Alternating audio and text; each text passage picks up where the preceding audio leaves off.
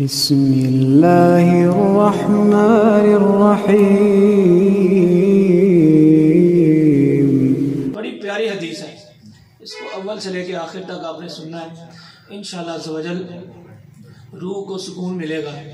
یہ مکالمہ ہے حضرت جبریل کا نبی اکرم صلی اللہ علیہ وسلم، وہ انہوں نے سوال کیے تو آپ نے جواب دیے۔ بڑی پیاری بیٹھک تھی، آپ نے توجہ کرنی ہے، ایک ایک جملے کو، ایک ایک لفظ کو مختصر انشاءاللہ آپ نے سماعت کرنا ہے۔ اللہ تبارک و تعالی ہم سب کو بعمل عالم دین بنائے، اور آج ہماری لائبریری کے اندر پہلی ہے انشاءاللہ عز و جل، جلد ہی آپ دیکھیں گے دسکا شہر میں انشاءاللہ عز و جل پہلا اہل سنت کا دارالافتاء بھی انشاءاللہ شروع ہوگا۔ انشاءاللہ جلد ہی کراچی سے مفتی صاحب انشاءاللہ تشریف لے آئیں گے، جو ہمارے ساتھ انشاءاللہ شانہ بشانہ درس نامی بھی پڑھائیں گے، اور ساتھ ساتھ دارالافتاء کے معاملات بھی انشاءاللہ چلائیں گے، اور آپ انشاءاللہ معاون ہوں گے انشاءاللہ تبارک اللہ۔ حضرت عمر رضی اللہ تعالیٰ نے اس حدیث کے راوی ہیں، اور آپ اس کو روایت کرتے ہیں۔ آپ فرماتے ہیں قال بینا نحن عند رسول اللہ صلی اللہ علیہ وسلم ذات یوم، کہتے ہیں ایک دن جیسے معمول کے مطابق ہم نبی اکرم صلی اللہ تعالیٰ علیہ وسلم کی مجلس میں، آپ کی محفل میں بیٹھے تھے، صحابہ بھی درمیان میں موجود تھے، اور حضور علیہ السلام تربیت فرما رہے تھے۔ تو اسی دوران اچانک کیا ہوا، اطلع علینا رجل، اچانک ایک شخص آیا، اور وہ ایسا شخص تھا کہ ہم اس کو پہچانتے بھی نہیں تھے، وہ اچانک آیا۔ وہ اس کے بارے میں بیان کر رہے ہیں شدید بیاض الثیاب، کہ اس نے سفید رنگ کے کپڑے پہنے ہوئے تھے، شدید کا لفظ اس لیے کہتے ہیں بہت زیادہ سفید، یعنی اس کے اوپر مٹی کے ذرات بھی نہیں تھے کہ کوئی سمجھے کہ گندے میلے کپڑے ہیں۔ شدید سواد الشعر، کالے اس کے بال تھے بہت زیادہ، اور حیرانگی کی بات یہ ہے کہ لا یرا علیہ اثر السفر، سر سے لے کے پاؤں تک ہم نے اس کو دیکھا کہ اس کے سفر کے اثرات بھی نہیں ہیں۔ جیسے لوگ پیدل سفر کرتے تھے، گھوڑوں پر سفر کرتے، خچروں پر سفر کرتے تھے، تو سفر کے دوران مٹی لگ جاتی، چہرے پر گرد آ جاتی، کپڑے میلے ہو جاتے، بال بکھر جاتے، کہہ رہے کوئی ایسا بھی معاملہ نہیں تھا کہ سفر کا اثر بھی نہیں تھا۔ اور ایک اور حیرانگی کی بات، وَلَا يَعْرِفُهُ مِنَّا أَحَدٌ، جتنے بھی ہم بیٹھے ہوئے تھے ان میں سے کوئی ان کو پہچانتا بھی نہیں تھا۔ دو حیرانگی کی باتیں تھیں، ایک بات کہ وہ سفر سے بھی نہیں آیا تھا بندہ کہ ہم پہچان سکے کسی اور گاؤں سے آیا، کسی اور شہر سے، کسی اور ملک سے آیا، اور حیرانگی کی مزید بات کہ وہ ہمارے شہر کا بھی نہیں تھا، ہمارے علاقے کا بھی نہیں تھا۔ اب ہم پریشان ہو گئے، یہ کون بندہ آ گیا کہ بڑا صاف ستھرا ہو کے، نہا دھو کے یہ ہمارے پاس آیا ہے۔ تو اس نے آتے کیا کیا، حتی جلس الی النبی صلی اللہ علیہ وسلم، نبی اکرم صلی اللہ علیہ وسلم کی مجلس میں بیٹھ گیا۔ وہ کیسے بیٹھا، فاسند رکبتیہ الی رکبتیہ، وہ ایسے داخل ہوا، بالکل آگے آ گیا، وہ اس طرح حضور کے پاس بیٹھا کہ حضور کے گھٹنوں کے ساتھ اس کے گھٹنے لگنے لگے، سبحان اللہ، بالکل قریب آ گیا، اب مل گئے اس کے پاؤں حضور کے پاؤں کے ساتھ، گھٹنوں کے ساتھ۔ وَوَضَعَ كَفَّيْهِ عَلَى فَخِذَيْهِ، اور اس نے ایک اور کام کیا، جیسے بندے کو پتہ ہوتا نا کہ کوئی شخصیت سامنے عالم ہے، مفتی ہے، کوئی پیر ہے باعمل، ہمیں پتہ ہوتا ہے کہ میرا پیر ہے یا کوئی اس بزرگ کی نشانی ہوتی ہے، ہم آ کے ادب کے ساتھ بیٹھ جاتے۔ جس کو بندے کو نہیں پتہ ہوتا، وہ جاتے ہوئے مولوی کو کہہ رہا تھا، مولوی تو کتنے جا رہے ہیں، پیر کو بھی ایسے پکار رہا ہوتا ہے، اور امام کو بھی ایسے، کیونکہ اس کو پتہ نہیں اس کی عزت کا۔ لیکن یہ بندے نے ایک بات تو عجیب کام کیا کہ حضور کے گھٹنوں کے ساتھ گھٹنے ملے۔ ہم نے کہا لگتا کہ حضور کا بڑا ہی جانا پہچانا ہے، بڑا ہی قریب ہے، لیکن حیرانگی کی بات تھی کہ ہم نے کبھی دیکھا بھی نہیں تھا۔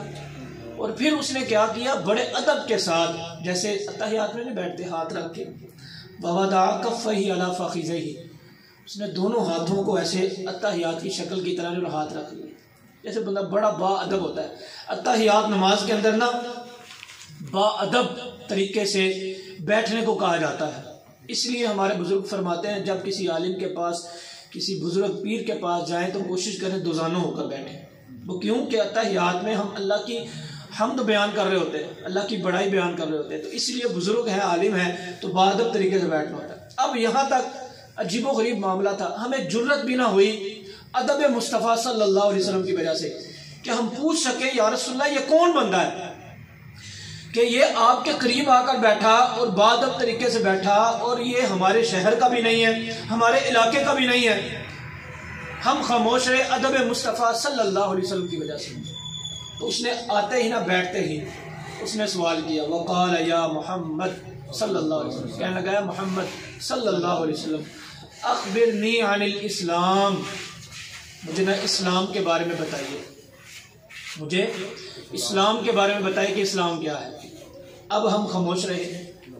قال الاسلام، نبی پاک صلی اللہ تعالی علیہ وسلم نے ارشاد فرمایا اسلام یہ ہے ان تشہد ان لا الہ الا اللہ وان محمد رسول اللہ صلی اللہ علیہ وسلم، کہ اسلام یہ ہے کہ تو گواہی دے کہ اللہ کے علاوہ کوئی عبادت کے لائق نہیں، اللہ ہی معبود ہے، اور محمد صلی اللہ علیہ وسلم اللہ کے رسول ہیں۔ اور اسلام کی دوسری بات یہ ہے وَتُقِيمَ الصَّلَاةَ، نماز ادا کرو، وَتُؤْتِيَ الزَّكَاةَ، زکوٰۃ ادا کرو، وَتَصُومُ رمضان، رمضان کے روزے رکھو، وَتَحُجُّ الْبَيْتَ، اور حج کرو، إِنِ اسْتَطَعْتَ إِلَيْهِ سَبِيلًا، اگر تمہیں حج پر جانے کی طاقت ہو۔ اب دیکھیں یہ سوال کیا پہلا کویسچن تھا کہ اسلام کے بارے میں بتائیے۔ پتہ چلا اسلام، سب سے پہلی بات یہاں پر پتہ چلی کہ اسلام یہ ہے اللہ اس کے رسول پر ایمان لانا، نماز پڑھنا، زکوٰۃ دینا، رمضان کے روزے رکھنا، حج بیت اللہ کرنا اگر بندے کے پاس طاقت ہو۔ لیکن یہاں پر عجیب بات یہ ہوئی کہ اب سوال کرنے والا سوال اس لیے کرتا ہے تاکہ اس کو علم آئے، اس کو پتہ چلے، لیکن نبی اکرم صلی اللہ تعالی علیہ وسلم نے جب جواب دیا نا تو اس بندے نے کیا جواب دیا؟ قال صدقتا، اے محمد صلی اللہ علیہ وسلم آپ نے جو میں نے سوال کیا تھا اس کا جواب صحیح دیا ہے۔ جیسے کہ ہم پیپر دیتے ہیں، سوال وہ اس لیے کرتے ہیں تاکہ ان کو پتہ ہوتا ہے اس کا جواب کا، سوال کرنے والوں کو، پھر جب ہم سوال صحیح کر لیتے ہیں وہ گڈ کا نشان لگاتے ہیں، بڑا اچھا کیا ہے۔ اب عجیب بات یہ ہوئی، حضرت عمر رضی اللہ تعالیٰ عنہ کہتے ہیں فَعَجَبْنَا لَهُ يَسْأَلُهُ وَيُصَدِّقُهُ، ہم پریشان ہو گئے، کیسا بندہ ہے یار کہ سوال بھی کرتا ہے اور آگے سے یہ بھی کہتا ہے کہ آپ نے صحیح کہا ہے۔ یعنی ہم پریشان ہوئے کہ اس بندے کو پہلے پتہ ہے، لیکن پتہ ہو تو پھر بندہ سوال کرے تو بڑی عجیب بات ہوتی ہے۔ پھر عجیب بات یہ تھی کہ حضرت عمر کہتے ہیں کہ بار بار خیال آ رہا تھا کہ اس بندے کو ہم جانتے ہی نہیں، کبھی ہمارے ساتھ بیٹھا بھی نہیں، ہمارے ساتھ کبھی نماز نہیں اس نے پڑھی، ہمارے ساتھ کبھی کسی جنگ میں نہیں گیا، لیکن اس بندے کو پتہ کیسے ہے؟ ہم پھر ادب مصطفیٰ کی وجہ سے صلی اللہ علیہ وسلم خاموش رہے۔ پھر اس بندے نے کیا سوال کیا؟ قال فاخبرنی عن الایمان، یا رسول اللہ صلی اللہ علیہ وسلم مجھے ایمان کے بارے میں بتائیے۔ ہم سب سن رہے تھے۔ قال، حضور نے ارشاد فرمایا ان تؤمن باللہ وملائکتہ وکتبہ ورسلہ والیوم الآخر وتؤمن بالقدر خیرہ وشرہ۔ حضور نے ارشاد فرمایا کہ اللہ پر ایمان لانا یہ ایمان ہے، اور اس کے فرشتوں پر، اس کی کتابوں پر، اس کے رسولوں پر، اور آخرت کے دن پر، اور اچھی اور بری تقدیر پر ایمان لانا یہ ہے ایمان۔ اب پھر اس بندے نے جواب دیا قال صدقتا، یا رسول آپ نے صحیح کہا ہے، آپ نے صحیح جواب دیا۔ اب پھر اس نے تیسرا سوال کیا قال فاخبرنی عن الاحسان، یا رسول اللہ صلی اللہ علیہ وسلم مجھے احسان کے بارے میں بتائیے، احسان کیا ہے؟ اب دیکھیں یہاں پر احسان کا مطلب کچھ اور سمجھا جاتا ہے کائنات کے اندر، لیکن رسول اللہ صلی اللہ تعالیٰ علیہ وسلم نے اس کا کیا جواب دیا؟ آج کی ہماری نشست کا مین مقصد یہ ہے کہ ہمیں حضور کے ایک ایک لفظ کا پتہ چلے، اس کے اندر کیا موتی چھپے ہوئے ہیں، ہمیں علم ہو اور اس کا نور ہم اپنے قلب کے اندر سمائیں اور اس نور سے ہم منور ہوں۔ جب نور مصطفیٰ سے، نور حدیث سے بندہ منور ہوتا ہے تو دل کا زنگ دور ہوتا ہے، خیالات ادھر ادھر جو بھٹکے ہوتے ہیں وہ دور ہوتے ہیں، اور ہم کسی سیاستدان کی باتیں نہیں کر رہے، کسی پارٹی کی باتیں نہیں ہو رہی، یہاں پر اللہ کے رسول کی باتیں ہو رہی ہیں۔ یہاں پر اللہ کے رسول علیہ الصلوۃ والسلام کا ایک ایک جملہ، ایک ایک لفظ ہم سن رہے ہیں، ایک ایک جملے کے اندر اللہ پاک نے روح پرور ذوق رکھا ہوا ہے۔ لیکن شرط یہ ہے کہ بندہ اس ذوق کو حاصل کرنے والا ہو تو پھر ہے نا، ذوق کو حاصل کرنے والا ہی نہ ہو۔ کئی بار لوگ کہتے ہیں کہ مولوی تقریر کرتا ہے لیکن اثر نہیں ہوتا، اس کی زبان میں اثر نہیں ہے۔ میں کہتا ہوں یہ عجیب بات کر دی آپ نے، یہ تو بڑے بڑے بزرگوں کے اوپر پھر سوال آ رہا ہے، چلتے چلتے پھر صحابہ پر بھی یہ سوال آئے گا چلتے چلتے نعوذ باللہ پھر انبیاء پر بھی سوال آئے گا کہ انہوں نے اپنی امت کو تبلیغ کی، انہوں نے مانا کیوں نہیں؟ پھر یہ سوال آئے گا نعوذ باللہ ان کی زبان پر اثر نہیں تھا اس لیے نہیں مانا. نہیں، اصل مسئلہ یہ ہے کہ ہمارے دل میں زنگ تھا، زنگ آلود تھا. اس دل کے اندر جو زنگ تھا ہم نے اس زنگ کو دور کرنے کی کوشش ہی نہیں کی. ہم کیوں مولانا کے اوپر، ہم کیوں مفتی کے اوپر، کیوں عالم دین کے اوپر یہ کہتے ہیں کہ اس کی زبان میں اثر نہیں؟ اثر ہمارے دل پر نہیں ہے. اثر ہمارے دل پر نہیں ہے، جس کی وجہ سے ہم سوال جو ہے نا مولانا کے اوپر اٹھا دیتے ہیں. یہاں پر یہ بات نہیں. نبی پاک صلی اللہ علیہ وسلم نے یقین کریں کمال کا جواب ارشاد فرمایا. یہ اگر کوئی نماز کے اندر دلچسپی سے نماز پڑھتا ہے نا، ابھی ہم نماز پڑھ کے آئے ہیں، جس نے ہاتھ باندھا ہوگا، خیال کیا ہوگا، وہی تو اس کا جواب سن لے. حضور نے فرمایا، پوچھا احسان کیا ہے؟ جواب کیا دیتے ہیں؟ قال ان تعبد اللہ کأنک تراہ. سنیے، اگر آنکھوں میں نمی آ جائے، یقین کریں کمال کا جواب میرے نبی نے ارشاد فرمایا. میرے نبی فرمانے لگے، اے آنے والے سوال کرنے والے، تمہیں بتاتا ہوں احسان لوگوں نے کیا سمجھ لیا. تمہیں بتاؤں احسان یہ ہے کہ جب تم عبادت کرو، جب تم بندگی کرو، رکوع کرو، سجدہ کرو، قیام کرو، اس طرح کرو کہ تم رب کو دیکھ رہے ہو. تم رب کو دیکھ رہے ہو، تمہاری تسبیح کے اندر سبحان ربی الاعلیٰ کے لفظ بھی ہو، اور تم یہ آنکھیں کھول کر دیکھ رہے ہو کہ رب کا دیدار بھی مجھے ہو رہا ہے. یہ ہے احسان. لیکن اس احسان سے ہم دور ہیں، کیونکہ ہمارے خیالات نماز کے اندر کہاں سے کہاں چلے جاتے ہیں. بھٹکے ہوئے ہیں ہم، بھٹکے ہوئے راہی کے مسافر بن گئے. آئیے حضور کیا کہے کہ لفظ کے اندر ارشاد فرما رہے ہیں.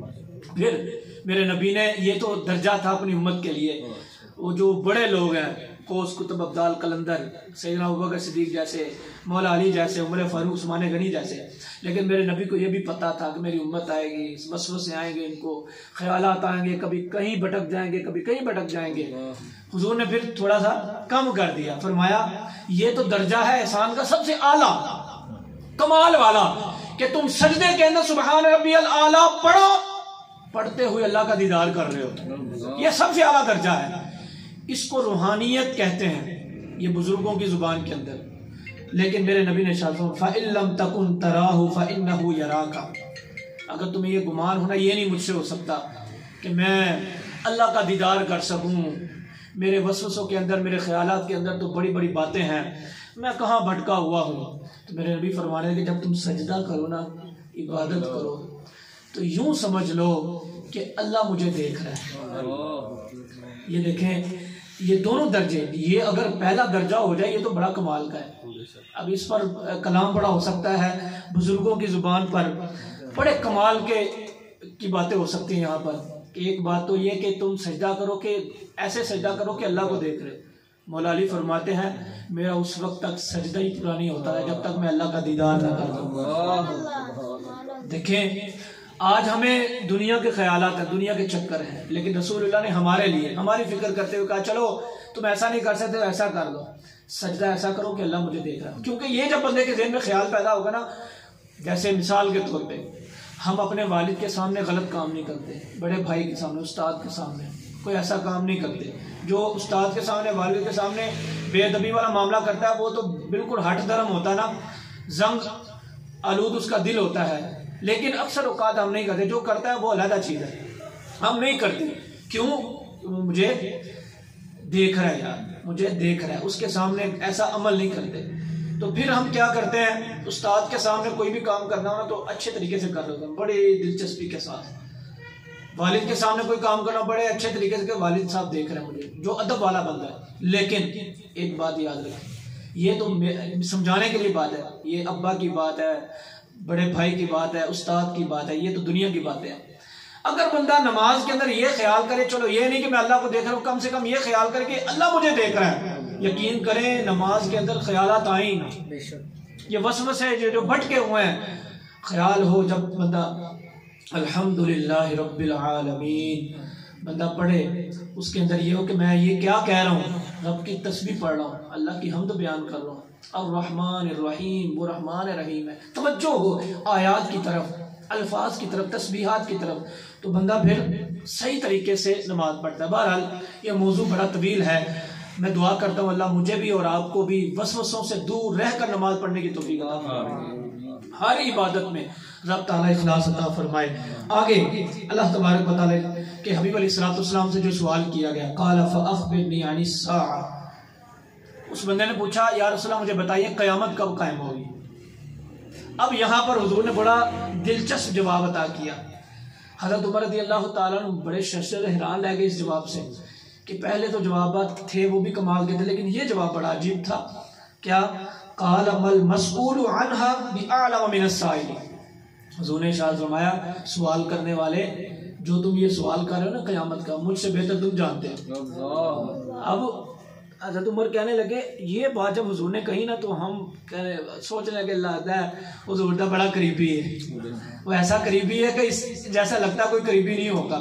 اور پھر خیالات یہ آ رہے تھے بار بار حضور کا ہے بھی قریبی، حضرت ابو بکر قریبی تھے ہم نے دیکھا ہے، حضرت علی قریبی ہم نے دیکھے ہوئے ہیں، حضرت عثمان قریبی ہم نے دیکھے ہوئے ہیں، سارے قریبی ہیں صحابہ کرام ہم نے دیکھے ہوئے ہیں، لیکن یہاں پر یہ ایسا عجیب قریبی ہے کہ ہم نے کبھی پہلے دیکھا ہی نہیں تھا۔ قال مل مسئول عنها بأعلم من السائل، رسول اللہ صلی اللہ تعالیٰ علیہ وسلم نے ارشاد فرمایا کہ جو سوال کرنے والا ہے وہ مجھ سے بہتر جانتا ہے۔ یہاں پر بہتر سے مراد ہے کہ بعض اوقات ہم عاجزی کے اندر کہہ دیتے ہیں کہ فلانا بندہ بہتر جانتا ہے، تو بہتر جاننا ہے میرے تو، وہ عاجزی میں، حضور نے عاجزی میں ارشاد فرمایا۔ پھر اگلا سوال قال فاخبرنی عن امارتها، رسول اللہ صلی اللہ تعالیٰ علیہ وسلم سے اگلا جو سوال کیا، چلیں آپ نے قیامت کا نہیں بتانا کہ قیامت کل آئے گی، پرسوں آئے گی، اگلے مہینے آئے گی، اگلے سال آئے گی، 1000 سال کے بعد آئے گی، 2000 سال کے بعد آئے گی، کم سے کم قیامت کی نشانیاں بتا دیں۔ انہوں نے جو سوال کیا قیامت کی نشانیاں بتا دیں۔ اب نشانیوں پر آپ نے توجہ کرنی ہے کہ آج کے دور کے اندر اکثر اوقات یہ نشانیاں پائی جاتی ہیں۔ نبی پاک صلی اللہ تعالیٰ علیہ وسلم نے فرمایا قال ان تلد الامۃ ربتها، فرمایا کہ قیامت کی نشانی یہ ہے کہ لونڈی جو ہے نا اپنا آقا جنے گی۔ لونڈی پہلے وہ لونڈی ہوگی، وہ پیدا کرے گی اپنا آقا، وہ جوان ہو کر اسی لونڈی کو خریدے گا، اسی کو خریدے گا۔ یہ قیامت کی نشانی ہے۔ اگر دیکھا جائے تو آج کل کے معاشرے کے اندر کل جو کسی ان کو کوئی پوچھتا نہیں تھا، وہ نوکری کرتے تھے، خادمی کرتے تھے اور ہندوؤں کے جو ہے نا جانور نہلاتے تھے، آج ہمارے اوپر وہ حکمران بنے۔ اگلی نبی اکرم صلی اللہ علیہ وسلم نے ارشاد فرمایا وَأَن تَرَى الْحُفَاةَ الْعُرَاةَ الْعَالَةَ رِعَاءَ الشَّاةِ، نبی اکرم صلی اللہ علیہ وسلم نے ارشاد فرمایا تم دیکھو گے۔ یہ اب دیکھیں، پھر حضرت عمر کہنے لگے یہ عجیب بات ہے کہ اس بندے کو جو کہہ رہے تم دیکھو گے کہ ایسے بندے حکمران بن گئے ہیں کہ جو ننگے پاؤں رہنے والے تھے، فقیروں کی طرح زندگی گزارنے والے تھے، یَتَطَاوَلُونَ فِی الْبُنْیَانِ، انہوں نے ارشاد فرمایا ننگے پیر تھے ان کے، ان کو کوئی پوچھتا نہیں تھا، ٹھیک ہے، اور اس کے علاوہ بدن پہ لباس بھی نہیں ان کے ہوتا تھا۔ وہ حکمران بن جائیں گے اور پھر اپنی بڑی بڑی عمارتوں پر وہ فخر کریں گے۔ آج اگر دیکھا جائے تو یہ علامہ جو نبی اکرم صلی اللہ علیہ وسلم نے 1450 سال پہلے ارشاد فرمائی تھی یہ پوری ہو رہی ہیں۔ اب ثم انطلق فلبثت مليا ثم قال لي، حضرت عمر رضی اللہ تعالیٰ عنہ کہتے ہیں یہ جو سوالات کیے جو بھی آپ نے سنے ہیں، سوالات آپ نے سماعت کیے بڑے خوبصورت، اس حدیث پاک کو حدیث جبریل بھی کہا جاتا ہے، ٹھیک ہے۔ یہ جو سوالات کیے ہیں، سوالات کرنے کے بعد وہ بندہ خاموش رہا تو تھوڑی دیر وہ ٹھہرا، خاموش رہا، جیسے سوال کرنے کے بعد خاموش رہا، ثم قال علی، پھر وہ چلا گیا۔ جب وہ چلا گیا نا تو حضور نے ثم قال علی ارشاد فرمایا یا عمر، اے عمر میرے طرف توجہ کیا، آتا تدری من السائل، جو فرمانے لگا عمر تم جانتے ہو اس بندے کو جو ابھی سوال کر رہا تھا، یہ جو ابھی سوال کیے پہلے اسلام کے بارے میں، پھر ایمان کے بارے میں، پھر احسان کے بارے میں، پھر قیامت کے بارے میں، پھر قیامت کی نشانیوں کے بارے میں، یہ ساری یہ جو سوالات کر رہا تھا تم جانتے ہو۔ اب دیکھیں حضرت عمر بھی پھر کمال کے تھے، بڑا کمال جملہ ارشاد ہو، قلت اللہ ورسولہ اعلم، یا رسول اللہ اس بندے کو تو اللہ اس کے رسول ہی جانتے ہیں، میں نے تو پہلے دیکھا ہی نہیں تھا، پہلی مرتبہ یہ بندہ آیا، نہ یہ مسافر لگتا تھا، کپڑے سفید پہنے ہوئے تھے، اس نے کالے بال تھے اس کے، نہ سفر کا اثر تھا، میں نہیں جانتا اس کو، آپ ہی جانتے ہیں، اللہ ہی جانتا ہے۔ اللہ اکبر، میرے نبی نے پھر مسکرا کے فرمانے لگے قال فإنه جبریل، اے عمر یہ کوئی اور نہیں تھا، اللہ پاک کی طرف سے یہ جبریل آئے ہوئے تھے، اتاکم یعلمکم دینکم، یہ بھلا کیا آئے تھے؟ تمہارے پاس آئے تھے تمہارا دین سکھانے کے لیے، یہ سوالات کر رہے تھے، میں جواب دے رہا تھا، تمہیں علم کی بات پہنچ رہی تھی۔ اس حدیث پاک کو حدیث کے الفاظ میں حدیث جبریل بھی کہا جاتا ہے۔ اب دیکھیں بڑا کمال کا، جس نے مکمل سنی ہے حدیث پاک شروع سے لے کے آخر تک، مکالمہ تھا حضرت جبریل علیہ السلام کا نبی اکرم صلی اللہ علیہ وسلم سے، اور اس حدیث پاک کو سن کر تقریباً اسلام اور ایمان کے احکامات کا ہمیں پتہ چل جاتا ہے تقریباً۔ تو یہ ہے حدیث کے موتی جن سے ہم دور ہیں۔ قرآن کے موتی تو ہیں ہی ہیں، حدیث کے بھی بڑے کمال ہیں یار، ایک ایک لفظ کے اندر یقین کرے نور مصطفیٰ کی کرنیں ہیں، ان کرنوں کو بندہ اگر حاصل کرے نا، الحمدللہ اللہ کا فضل ہے، کرم ہے کہ آپ حاصل کر رہے ہیں، اللہ توفیق عطا فرمائے کہ مکمل حاصل کرتے رہے، ہماری یہ مجالس، ہماری یہ محفل اس طرح سجتی رہے، حدیث مصطفیٰ کی مجلس، درس قرآن کی مجلس اور علم کی مجلسیں سجتی رہیں۔ مجھے امید ہے کہ آپ کہیں گے کہ واقعتاً ہمیں فائدہ ہوا ہے اس مجلس کو سجانے کی، ٹھیک ہے کہ آج ہم نے جو حدیث پاک سنی ہے شاید کسی نے پہلے سنی ہوگی، لیکن ایک مرتبہ پھر دوبارہ ہم نے سنی، اگر کسی نے پہلے سنی ہے تو یقین کریں یہ ہے اصل میں محافل، جو اس سے الگ محافل ہوتی ہیں ان کا کوئی اور مقصد نہیں۔ اللہ کی بارگاہ میں دعا کرتے ہیں اللہ مجھے بھی اور آپ کو بھی توفیق عطا فرمائے۔ ابھی انشاءاللہ شاہ صاحب